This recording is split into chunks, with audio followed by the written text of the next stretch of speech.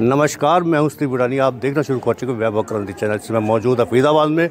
हमारे साथ मौजूद है डीसीपी अमित यशवर्धन। आज विवेकानंद जयंती है, तो आज इस मौके पर जानेंगे, क्योंकि कोहरा और धुंध काफ़ी है और इसमें स्कूलिंग और कॉलेज लाइफ के स्टूडेंट्स जो है वो काफ़ी सड़कों पर दौड़ रहे हैं। कोहरा और धुंध काफ़ी है और ट्रैफिक में इसमें इजाफा भी हो रहा है। आपने खुद भी कहा है कि 17% एक्सीडेंट होते हैं, हालांकि जो हमारी मार्केट शेयर है 2% है। क्या कहेंगे? जैसे सर्दियों का जो समय चल रहा है उसमें धुंध और कोहरे की तो एक समस्या है ही, जो कि मतलब एक वेदर रिलेटेड इश्यूज होते हैं जिसमें विजिबिलिटी काफ़ी कम हो जाती है।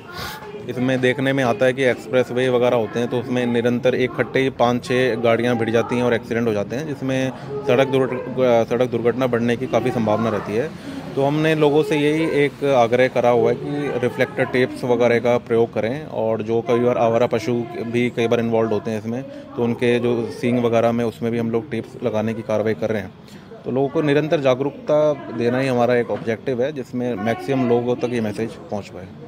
टीनेजर्स भी काफ़ी सड़कों पर दौड़ रहे हैं इस समय, तो पुलिस की तरफ से क्या प्रबंध है इसको, ताकि टीनेजर्स कम सड़कों पर दौड़ें, उनके पेरेंट्स हैं वो इस पर ज़्यादा फोकस करें?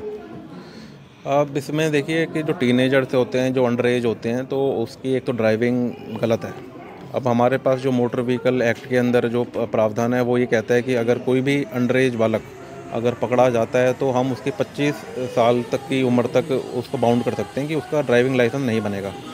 तो हमने पिछले साल अगर 2023 की बात करें तो कम से कम 100-150 ऐसे केसेस बना के भेजे हैं। उनके आधार कार्ड हमने RTO जो SDM है और जो RT है उनको इनके रिकॉर्ड्स भेज दिए हैं, ताकि उनके ब्लैक लिस्ट हो जाएं और उनके 25 साल तक उनके लाइसेंस ना बने। तो ये एक तो ये बहुत बड़ा दंड होता है कि कोई बच्चा 18 साल की उम्र में उम्मीद करता है कि मेरे को मोटरसाइकिल मिलेगी और वो 25 साल की उम्र तक नहीं चला पाएगा। तो ऐसे हम लोग एक सख्ताई तो कर रहे हैं, उसके साथ में हम एक अवेयरनेस भी बढ़ा रहे हैं।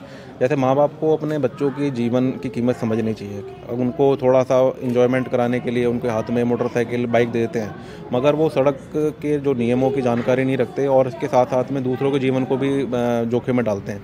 तो ये प्रैक्टिस हमें बंद करने की ज़रूरत है और माता पिता और जो टीचर्स के अंदर एक जागरूकता की एक मैसेज पहुंचाने की आवश्यकता है। इसमें क्वेश्चन है, क्योंकि साइबर क्राइम काफ़ी बढ़ रहा है, अवेयरनेस भी काफ़ी लाई जा रही है, लेकिन इसके बावजूद भी इस भंवर जाल में साइबर क्राइम में फंसते जा रहे हैं लोग, क्योंकि अक्सर फेक कॉल्स आती हैं, फेक मैसेज आते हैं, उसमें कहीं ना कहीं लालचवश या अज्ञानतावश, इग्नोरेंस की वजह से भी फंस जाता है। तो उसके लिए क्या संदेश देना चाहेंगे आप?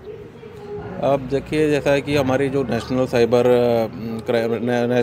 क्राइम रिकॉर्ड ब्यूरो कहता है कि 2012 के अंदर जो साइबर अटैक्स थे बहुत ही कम थे, मतलब अराउंड 300-400 रिपोर्ट किए गए थे।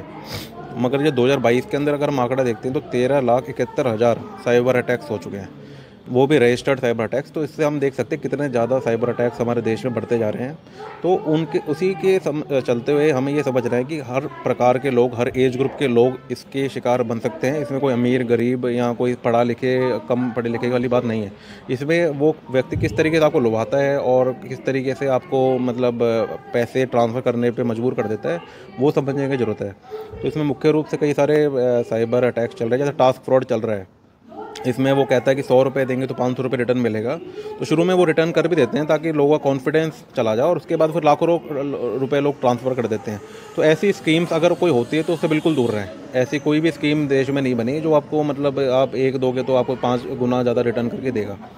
इसके साथ में अगर किसी के साथ में कोई फ्रॉड हो भी जाता है तो वो उसके पास, मैंने जैसे बताया कि 2 तरीके हैं, या तो वो 1930 पे मिला के अपनी शिकायत बता सकता है, जिससे उसका और पैसा है वो फ्रीज हो जाए, अकाउंट फ्रीज हो जाए और पैसा लॉस ना हो। और दूसरा नेशनल साइबर रिपोर्टिंग पोर्टल है, उसमें अपने जाके शिकायत दायर करे ताकि उसको घर पे बैठे बैठे पुलिस की जो भी सहायता वो मुहैया की जाएगी। तो ये हमारे बीच में DCP NIT फरीदाबाद अमित यशवर्धन, उन्होंने आपको ट्रैफिक रूल्स के बारे में बताया है। काफ़ी आप सोच समझ कर भी इसका इस्तेमाल करें, क्योंकि फेक कॉल्स काफ़ी आती हैं, और साथ में उन्होंने बचाव के उपाय भी बताए हैं। आशा है आप इसको फॉलो करेंगे। धन्यवाद। जय हिंद, जय भारत।